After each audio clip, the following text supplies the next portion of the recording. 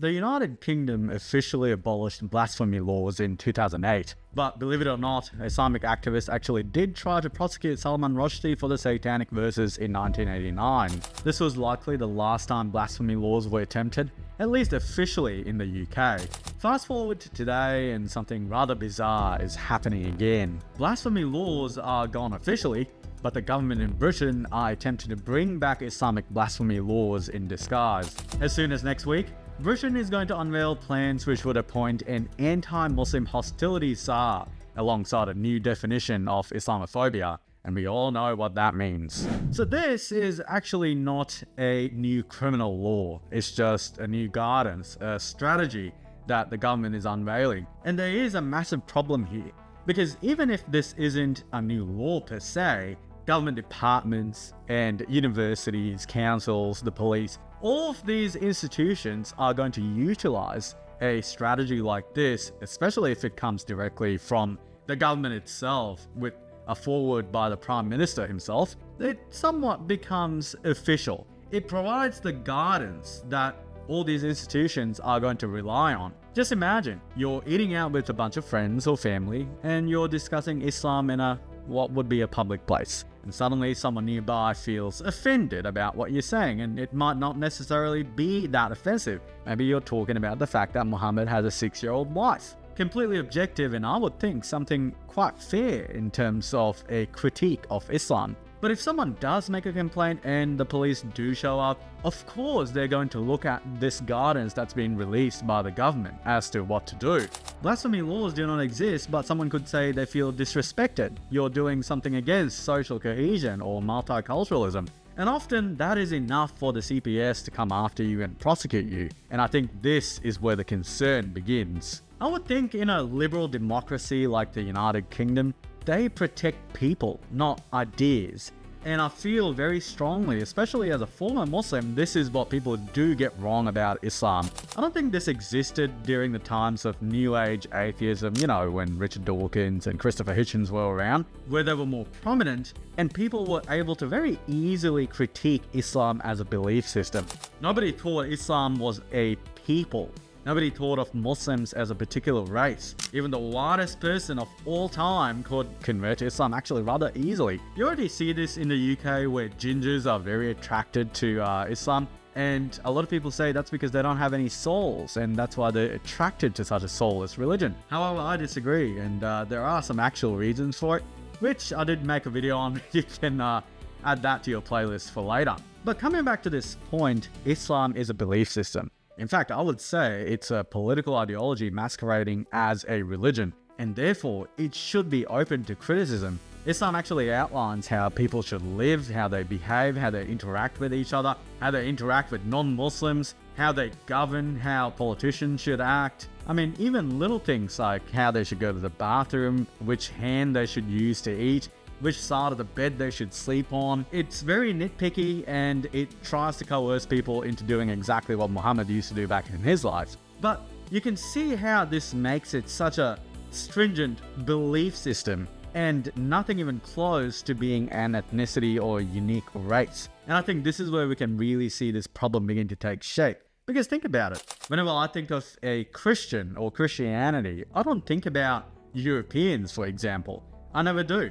Christianity is an extremely diverse religion. It started out in the Middle East, has roots in places like Ethiopia, going as far away as India and South America. So you never really confine Christianity to a specific race of people. But it seems with guidelines like this and even new definitions of Islamophobia, this distinction is blurred quite significantly. When it comes to Islam, I think the big issue is often when Muslims find that critique if Islam is offensive to them, that's when the government actually goes after people. It's not because someone's hating a specific race of people. It's because certain speech is found offensive. For example, critiquing, say, Muhammad's marriage to Aisha, who was 6 years old when he was in his 50s, that could be found offensive by Muslims.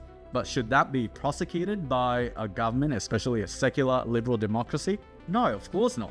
But here we are. This is where it's leading to.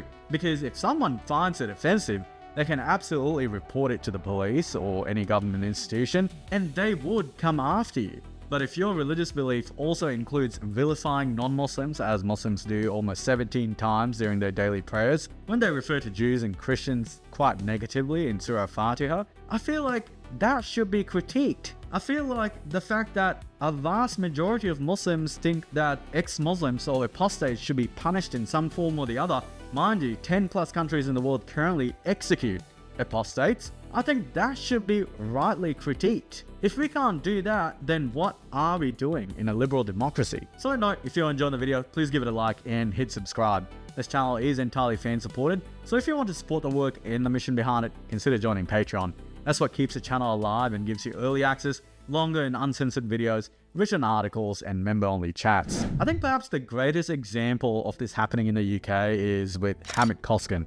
Now, you might have heard of him, you might have not, but he's a Turkish man who lives in the UK, and guess what he decided to do? He took a Quran in front of the Turkish embassy in London, and he tried to burn it. He was shouting anti-Islam slogans, and he was very clear that this was against Erdogan's Islamist regime in Turkey. Now, while he was doing this, and this is actually on video, two Muslims near the Turkish embassy actually saw him doing this, and they attacked him. One of whom who actually had a knife, and he was trying to stab Hamit Koskin.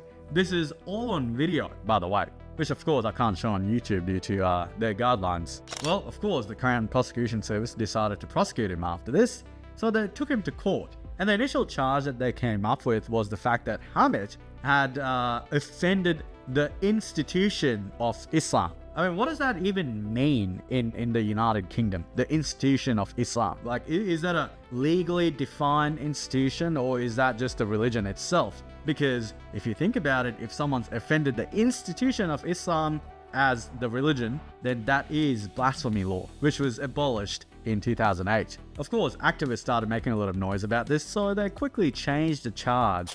And the charge then became, as you can see here, a religiously aggravated public order offense, after obviously activists objected to the original one. But you have to remember, they came after him. They kept on coming after him, and trust me, this is not the end of the story either. Soon enough, Hamit was found guilty in the Westminster Magistrates Court, and he was fined £240, or around $321. And I think this is the major key point here. And the first time I read this, I could not believe what I was hearing. So the judge actually argued that his conduct was disorderly, and that was proven by the fact that two people attacked him. Can you imagine that? You are found guilty of a crime of offending someone because they tried to kill you. That is where the UK is. And of course, I do find this absolutely insane. And if you had just left it there, blasphemy law was officially back, but this time in the form of Islamic blasphemy law in the UK. Now obviously Hamit was able to successfully appeal this,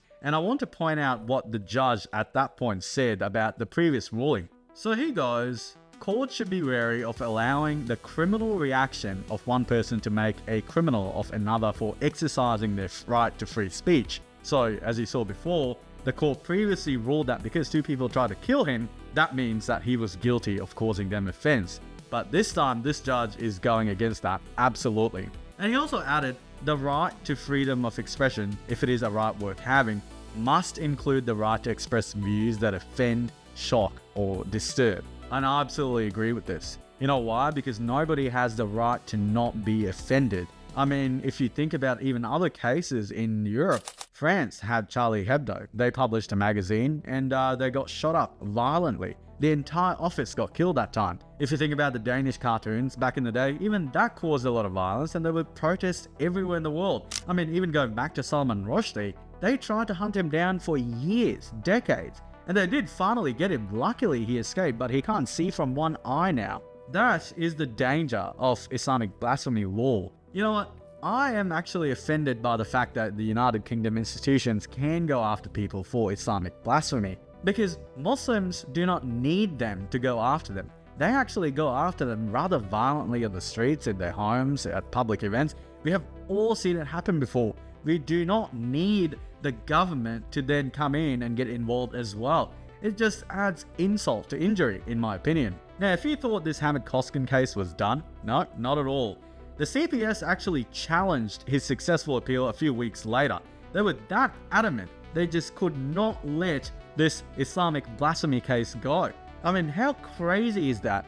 in a country that is meant to be a secular liberal democracy. I don't think they would have done this for any other religion. Not Christianity, not Buddhism, not Judaism. No other religion would be given a status like this. So of course they challenged that appeal, but the High Court rejected that case. And therefore, Hamit actually won in the end. But do you see why this is such a problem now? It doesn't need to be a law for the government to come after you.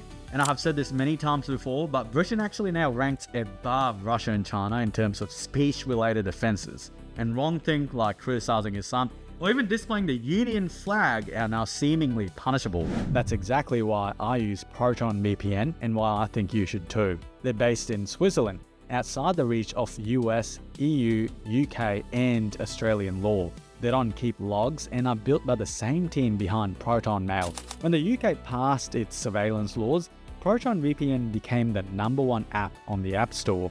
Their stealth protocol beats censorship firewalls. Secure Core routes your traffic through privacy-first countries, and NetShield blocks trackers before they ever reach you. I've used Proton Mail since Australia announced sweeping surveillance laws last year, and I'm not exaggerating when I say it's now essential. If you want to protect your privacy and support this channel, hit the link below to get up to 60% off Proton VPN.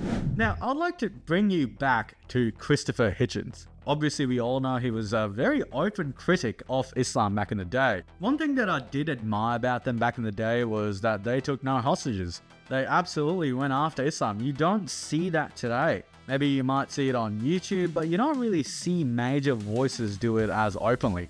These days, whenever someone does it, it actually becomes major news and we're all surprised. But the thing is, that's because of the environment that currently exists in many Western countries, especially in the UK. Over the years, the United Kingdom, legally and illegally, has let in a lot of people into the country who are Muslim. And now that they all have voting rights, suddenly politicians need those votes to stay in power. That is why they're going after Islamic blasphemy, they're redefining Islamophobia, they're appointing Muslim hate czars who are inevitably going to go after people who critique Islam, rather than people who actually do hate specific ethnicities and races of people. We all know that's what's going to happen. But Christopher Hitchens many years ago actually warned about this very specifically. I want you to watch this video and see what he has to say. This is very urgent business, ladies and gentlemen, I beseech you. Resist it while you still can, and before the right to complain is taken away from you, which will be the next thing. You will be told you can't complain because you're Islamophobic. The term is already being introduced into the culture, as if it was an accusation of race hatred, for example, or bigotry, whereas it's only the objection to the preachings of a very extreme and absolutist religion. Watch out for these symptoms. They are just symptoms of surrender, very often ecumenically offered to you by men of God in other robes, Christian and Jewish and smarmy ecumenical. These are the ones who will hold open the gates for the barbarians. The barbarians never take a city till someone holds the gates open for them. And it's your own preachers who will do it for you, and your own multicultural authorities who will do it for you. Resist it while you can. Unfortunately, it looks like people did not heed that warning. He did say, fight against this now before you no longer can. And today, you actually can't. You really cannot. Just as an example, imagine you don't like the way Islam talks about women, or the way many Muslim majority countries actually treat women. You already see this in the United Kingdom and even here in Australia, where women are covered head to toe in the niqab, and I find that very offensive. I find it to be dehumanizing against women. So if I decide to go in front of an embassy and burn the Quran, which prescribes all these rules against women, then am I going to get prosecuted? Well, in the case of Hamit Coskun, he did. And the CPS almost certainly is going to come after anybody who does that in the United Kingdom. We know that to be true. Now, they might obviously have a lot of excuses like, no, that's not true at all. You can actually criticize Islam. We only talk about the hatred of Muslims or the people who actually practice Islam. But I also think about this fact a lot. Islam does not exist in a vacuum, does it? Islam exists because there are people who practice it, because people apply those fundamentals in their lives. Women are in niqabs and hijabs because they're either brainwashed into it or their families force them into it. Now, it might be physically forced, or they might also force them in other ways by talking about hellfire that awaits them for not wearing the hijab or covering up. So shouldn't you be allowed to critique those people? Because once again, Islam could just be a bunch of texts, just the Quran and the Hadith. but people practice what is in those texts. You should be able to actually criticize them. You should be able to call out the fact that a lot of these customs and a lot of these practices are incompatible with a modern United Kingdom. It has more than 80 Sharia councils already because they believe that their laws are above the secular laws in the UK.